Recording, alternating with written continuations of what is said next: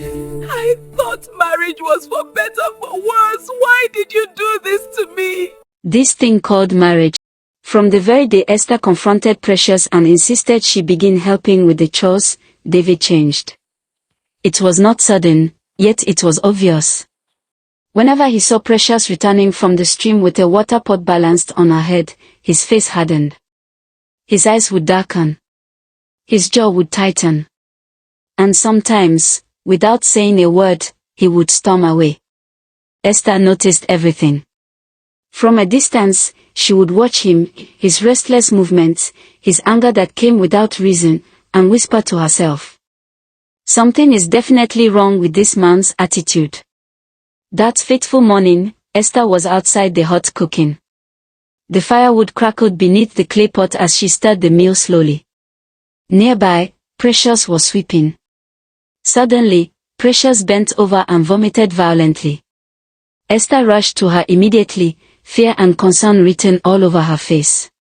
"Oh Precious," she said gently, holding her arm, "what is wrong? Are you feeling sick? Maybe you ate something your body reacted to. Or is it running stomach?" Before Precious could even answer, David rushed in. "She's fine," he snapped. "Nothing is wrong with her. It's just stress. She needs to rest." Without waiting, he lifted Precious hurriedly and carried her toward the hut. Esther stood there, confused. Because of Precious's condition, Esther decided to fetch water herself. She lifted the clay pot and headed toward the stream. But the journey never happened. As soon as Esther left the compound, David pulled Precious behind the hut. They stood close, their voices low but urgent. "I am pregnant," Precious said suddenly, her voice shaking. "And I think it's over 4 months now. I haven't seen my monthly flow since then." David froze. "Why would you allow yourself to get pregnant?" he whispered angrily. "You know our plan. We agreed to keep everything hidden so that foolish girl will never find out." He lowered his voice further. "Our plan was to take enough money from her, gather what we need, and leave this village for another town to start a business together." Precious's eyes filled with tears. "But you knew what you were doing," she replied bitterly. "You kept sneaking into my room every night. Didn't you know pregnancy could happen?" Then she added, her voice trembling, "It's because I love you, David. You are my first and only love." She looked away. "But you sleep on the same bed with that woman every night, yet you tell me I am the one you love. Do you know how jealous I feel whenever I see you together?" David sighed and pulled her closer. "I know, my love," he said softly. "That's why I never miss a night coming to you. I can't stay away from you, not even for one." They never knew that Esther was standing behind the hut. It happened that as Esther was walking toward the stream, she suddenly remembered she forgot the extra cloth she uses to support the water pot on her head. She turned back quietly. And then she saw David dragging Precious behind the hut. She stopped. She listened. And she heard everything. Her heart shattered. Her world collapsed. Tears filled her eyes as her body trembled. She covered her mouth to stop herself from screaming. So this was the truth. Unable to bear it, Esther turned and ran, crying, sobbing, stumbling, down the village path. Esther burst into Maggie's compound, shaking uncontrollably. "Auntie Maggie," she cried, falling into her arms. "My heart is broken. The worst has happened." Maggie froze. She had never seen Esther like this, not even when she lost her first husband. "My child," Maggie said urgently, holding her tight. "Talk to me. What happened? Did someone die?" Through tears and broken words, Esther told her everything. How Precious was never a cousin. How she was David's lover. How the child belonged to David. How Precious was pregnant again, for David. Maggie shouted loudly. "I knew it.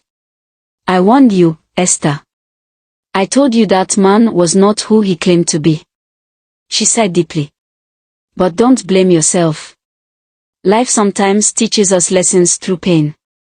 Then Maggie asked family. What do you want to do now? Will you accept him and his other woman in your house? Or will you walk away?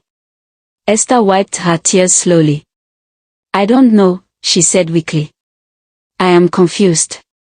I am in pain. Then she lifted her head. But one thing I know. I cannot share my home with another woman. I hate polygamy. I don't want my life tied to it. She breathed deeply. David must choose. Between me and Precious. One of us must go. Maggie held Esther's hands tightly. Listen to me, she said gently. I will not decide for you. But whatever you do, do not lose yourself trying to save a marriage built on lies. Always choose yourself. Again and again. Esther nodded. She stood up, wiped her face, and said, I will go back. I will confront David. I am ready to face my fears. Maggie nodded. I will go with you, she said. You will not face this alone. Together, they walked toward Esther's house. Toward truth, confrontation, and consequences. What awaited them there? Neither of them could imagine. Somebody help me! What is this thing called marriage really about? Because I am tired! They walked back to Esther's house. As they approached the compound, David saw them from afar. Immediately, guilt flashed across his face. He adjusted his clothes awkwardly, clearing his throat, trying to compose himself. Shame burned in his eyes, though he tried to hide it behind false confidence. The mask of the loving husband slipped for just a second, revealing the liar beneath. Esther stepped into the compound and did not waste time. David. Precious, she called out firmly. Both of you, come out here. Now. David was already outside, standing stiffly. Precious slowly came out of the hut, her movements sluggish, her face unreadable. Esther stood tall, her voice calm but heavy with authority. Precious, she began, you are pregnant, and you already have a daughter. Before you came into this house, David and I were married legally. My bride price was paid according to tradition. I am his wife, and this is my home. She paused, then continued. So I have every right to ask this question. Who is responsible for your pregnancy? And who is the father of your daughter? Silence followed. Precious stood still, staring at the ground, refusing to answer. The air felt thick. Even the birds seemed to stop chirping. After a long moment, Esther spoke again, her patience exhausted. Since you do not want to answer, she said coldly, go into the hut, pack your things, and leave my house. You are a grown woman with a child and another on the way. I do not want to see you here again. Go to the man who got you pregnant, or return to your family house. That was when David realized Esther was no longer the naive woman he had been deceiving. Esther, David called out hurriedly. I'm sorry. Precious' daughter is my child. And she is pregnant for me. The words landed like thunder. It was a mistake, he continued desperately. It's you I love. Before he could say another word, Esther raised her hand and slapped him hard across the face. Shut up, she screamed. You lying bastard. You told me she was your cousin. How can your cousin be pregnant for you and have your child? Is that not an abomination? Or has it now been permitted for brothers to sleep with their sisters and get them pregnant? David dropped to his knees immediately. I'm sorry, my love, he begged. It was the devil's work. I have always loved you. I had no choice. Precious was already in my life. I couldn't send her away with a child. But I promise you, once she gives birth, she will leave and we will have peace. Esther laughed bitterly. Yes, she said. The devil again. The devil has really suffered in the hands of men like you who lie for a living. She stepped closer to him. Now listen carefully. You will choose today. It is either Precious leaves this house forever and you never go after her or her children, not now, not later, or you follow them and leave me alone. David shook his head weakly. It's not possible, he said. I can't choose you and abandon my children. And I can't choose my children and leave you. You are my everything. Esther's eyes hardened. Yes, I know, she replied. I am your everything. That's why you're here. I am your meal ticket. You cannot survive without using my late husband's money to train your children. Suddenly, David stood up. His tone changed. Precious, he said sharply, go inside and pack your things. Let's leave. There's no need to beg her. She's just pained. Then he turned to Esther, his true nature finally exposed. Who would even want to live with a boring woman like you, he mocked. I was only putting up with you. Who do you think you are? A butterfly calling itself a bird. You are nobody, he continued cruelly. Just a lucky woman who married a rich old man with no family, who died and left you property. Shame on you. Even with your money, no man can truly love you. I will choose my original family over you again and again. Those words broke Esther completely. So this is who you truly are, she cried. But I loved you, David. You promised me. I gave you my virginity, my pride, my everything. David laughed coldly. Virginity is nothing to me, he replied. It will never make a man love you. Virginity ends in one night. If that's what you're holding on to, remove that rubbish from your head. Why didn't you give it to your old dead husband who loved you and gave you everything? I didn't beg you for your virginity, he added harshly. With that, he grabbed Precious and their child and walked away toward the village path, leaving Esther standing alone. Esther collapsed onto the ground, shaking. I can't believe my eyes. I can't believe my ears, she cried. Why is life so unfair to me? What is this thing called marriage really about? She asked through tears. What is the best way to sustain a meaningful marriage? Where did I go wrong?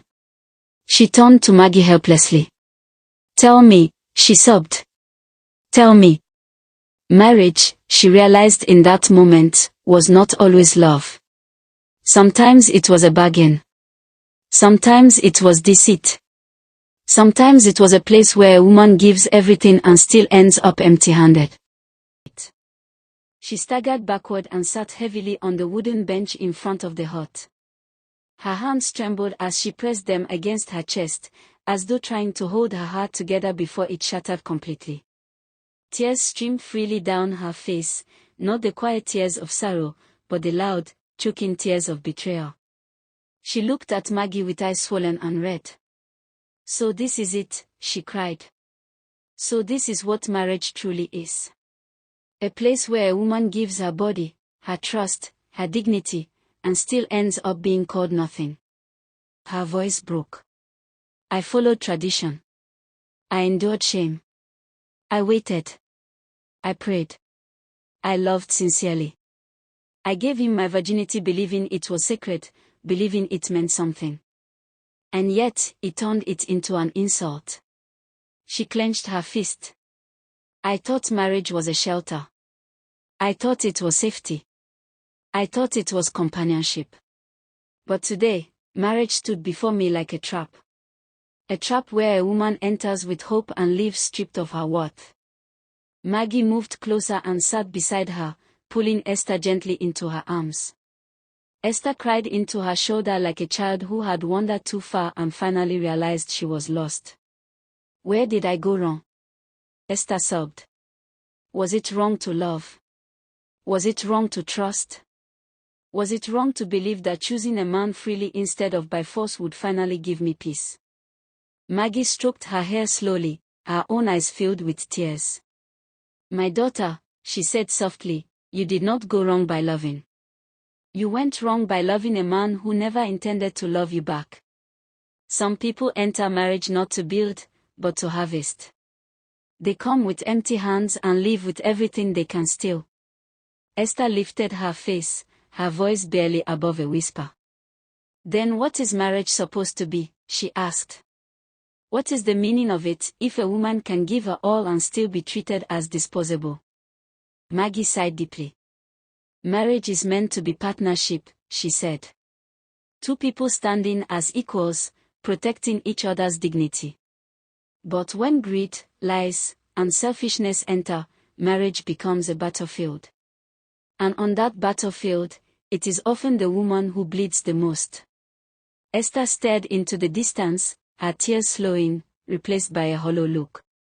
I feel empty, she said. Like something has been taken from me and can never be returned. Not my virginity alone, but my belief. My innocence. My hope. She paused, then whispered, almost to herself. If this is marriage, then why are women still taught to run into it with blind eyes and folded hands? The wind blew softly through the compound, carrying with it the dust of the path David had just walked away on. The hut felt silent, abandoned, as though it too had witnessed the betrayal and chosen to mourn. Maggie tightened her grip on Esther. Cry today, she said firmly. Mourn today. But do not let this break you forever. A marriage built on lies is not your failure. His departure is not your shame. Sometimes, God removes people violently because if they stayed gently, they would destroy us completely. Esther wiped her tears slowly. Her face still held pain, but somewhere beneath it, a quiet resolve began to stir. If marriage is a test, she said softly, then I have written this exam with my blood. But I will not let this be the end of my story. She stood up slowly, taking a deep breath, her shoulders still heavy but no longer completely collapsed. Whatever marriage truly was, Esther knew one thing now. Love without honesty is a prison. Marriage without respect is punishment. And any union that demands a woman lose herself to survive is not worth saving. The sun dipped lower in the sky, casting long shadows across the compound as Esther stood between heartbreak and awakening. And this time, the question was no longer about David. It was about what Esther would choose next. Marriage does not define you, so if your marriage fails, rebuild yourself. It had already been 6 months since Esther's bitter heartbreak with David and Precious. The pain had been sharp, like a thorn buried deep in her heart, but over time, she had mourned enough. She had cried, cursed, and even questioned the world for a while, but eventually, she realized that life would not wait for her sorrow to end. With the quiet, steadfast support of Maggie, her trusted friend, Esther began picking up the pieces of her life. She started to go back to her routines, working on the farm, fetching firewood, cooking, and mending her little hut. To the outside world, it seemed as if she had returned to normal. But anyone who truly knew her could see that her heart still carried scars. The smiles she offered were carefully painted over the hurt she kept locked away. She had learned the hard way that life didn't give second chances lightly, but maybe, just maybe, it still had surprises in store. One such surprise came that fateful afternoon. Frank. Frank was a man whose name carried weight and expectation in the community. He was the only son of a widow whose late husband had been wealthy and respected far beyond their village. Frank had grown up in luxury, yet he remained unmarried at 35. His mother had tried, on countless occasions, to introduce him to women from neighboring towns, even sneaking some into his room at night, hoping he would accept a union. But Frank, stubborn and proud, had refused them all. Some whispered that he was cursed, others claimed he lacked the strength of a man. But that afternoon, all those doubts seemed meaningless the moment Frank's eyes fell on Esther. She was returning from the farm, carrying a heavy bundle of firewood on her head. He had never seen her before, though he had heard of the young widow whose life had been marked by tragedy since she lost her husband at 19. Her movements were graceful, each step precise, each sway of her body measured yet effortless. Her hair shimmered in the sun, her skin glowed warmly, and there was a quiet dignity in her posture that made her stand apart from every woman he had ever seen. Frank felt his heart skip. "I've never felt like this before," he muttered to himself, as if afraid the words might be stolen by the wind. Who is this girl? What is this feeling? Compelled by curiosity and something deeper, Frank decided to follow her. Quietly, carefully, he trailed Esther down the dusty road, making sure to remain unseen. He kept a safe distance, his eyes never leaving her figure as she walked steadily toward her hut, firewood balanced with ease despite the weight. Finally, Esther reached her small hut and dropped the wood with a soft thud. Only then did she notice him, standing a short distance away, watching her calmly. "Why are you here?" she asked sharply, her voice carrying a mix of irritation and suspicion. "I remember seeing you back at the farm road. Don't tell me you followed me all the way here. That would not be funny." Frank didn't answer her. He only smiled, a calm, disarming smile that made Esther's chest tighten. Without another word, he turned and walked away, leaving her staring after him, bewildered. The next day, as dawn broke over the red-earth village, Esther rose early and began sweeping her compound. She moved rhythmically, the broom scraping lightly against the ground, when she noticed him again. Frank was standing there, a few steps away, staring at her as if she were the only thing in the world that mattered. At first, she thought he must have lost his mind. Who in their right mind would follow a woman from place to place? She shook her head, finishing the sweeping, trying to dismiss the strange unease his presence stirred within her. But as she sat down in front of her hut, Frank approached her slowly, carefully, speaking in a calm voice that carried no threat, only sincerity. "I am sorry if I have been disturbing you these past 2 days," he began. "It's just, I couldn't help but follow you. I am in love with you." Esther froze, the words hitting her like a cold splash of water. Her eyes narrowed with a mixture of disgust and disbelief. "You must be a madman," she snapped. "Who falls in love with someone they barely know? Do you think life works that way? Besides, I am not interested in any relationship. I've had my own share of disappointment, and I am not looking for more trouble." Frank's eyes softened, but his resolve did not waver. "Please," he said gently, "just give me a chance to explain. Give me a moment of your time. You will understand me better if you listen." Esther shook her head, her expression hardening. "Go back to wherever you came from," she said firmly. "Don't come back here. I am not interested in anything you have to say, not now, not later. You think I'm someone who can be convinced by pretty words? You're mistaken." Frank's calm smile lingered, undeterred. He stood silently for a moment, watching her, a strange mix of admiration and frustration in his eyes. Then, as if accepting her words for the time being, he stepped back, his figure receding into the distance, leaving Esther to stare after him, her heart unknowingly stirred by the man she had refused so bluntly. Little did she know, this was only the beginning. Frank was not a man to give up easily. And Esther, with all her careful defenses, was about to face a challenge unlike any she had known before. You evil witch! You must leave my son's house! What? No, I am innocent! Liar! Get out now! Not always knock politely. Sometimes it stands stubbornly at the door, refusing to leave, daring the wounded heart to open again. For Esther, healing had been quiet and careful. She had learned how to walk again without leaning on hope too much, how to breathe without expecting pain. But just when she thought she had found balance, Frank became impossible to ignore. Frank no longer followed her secretly. He followed her openly.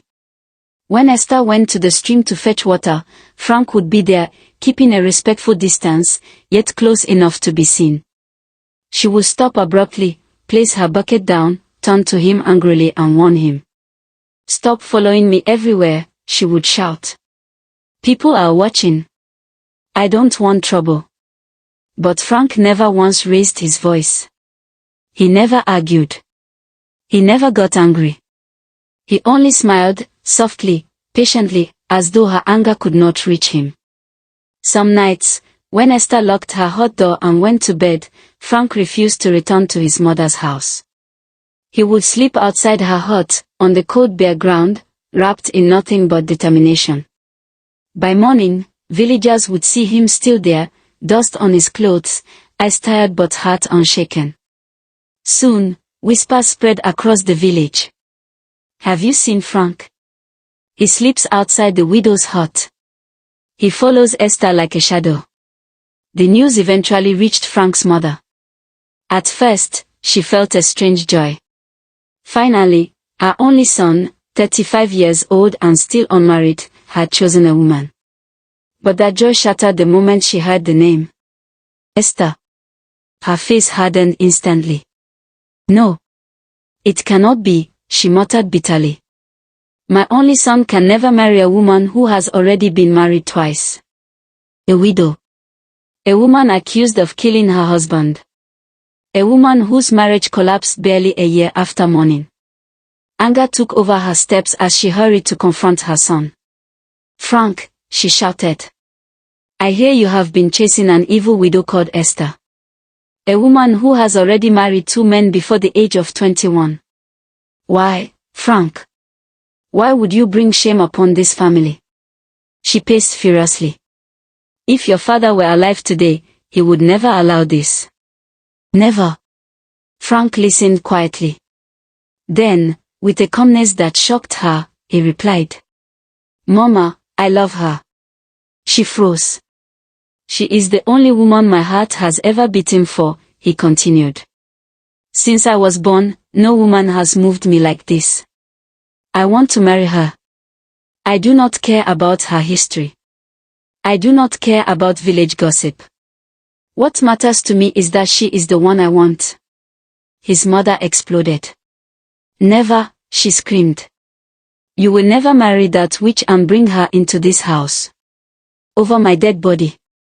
Then, venomously, she added, "Unless she suffers. I will make sure her life becomes miserable." She stormed away in anger, her words hanging in the air like a curse. But Frank did not turn back. He returned, once again, to Esther's hut. "Esther, let us talk," he pleaded gently. Seeing that he would not leave, Esther finally agreed to listen. They sat together, the air heavy with unspoken fears. Frank spoke for a long time, about how he had felt empty all his life, how wealth and comfort had never filled the silence in his heart. He told her how, the moment he saw her carrying firewood that afternoon, something shifted inside him. How he admired her strength, her dignity, the way she carried pain without letting it define her. "I am not here to play games," Frank said. "I am here because I want you, your whole life, your whole truth." Esther was quiet for a long moment before she finally spoke, her voice trembling. "Frank, are you aware that I am barely 22 years old and I have already been married twice? I lost my first husband. The second marriage ended because of betrayal. Do you know what kind of name the village has given me?" "Yes," Frank replied calmly. "I know everything. In fact, I know more than you imagine. And yet, my heart still chooses you." Tears filled Esther's eyes. "I like you, Frank." "Yes, I do. But I am afraid. I don't think I can survive another heartbreak. The villagers already see me as an unfortunate woman, someone not meant for marriage. If I ever marry again, it has to work. Please, if you know you cannot keep your promises, walk away now, for the good of both of us." Frank stood up slowly. He bent down, picked a handful of sand, and raised it. "I swear by the earth and by the sky," he said firmly. "If you say yes to me, Esther, I will stand by you. I will protect you, love you, and never let you walk alone again. Everything within my power, I will do to make you happy." That single act broke the wall around Esther's heart. She stood up, walked to him, and embraced him tightly. Frank smiled with relief. "I am glad you have finally accepted me. I will inform my kinsman."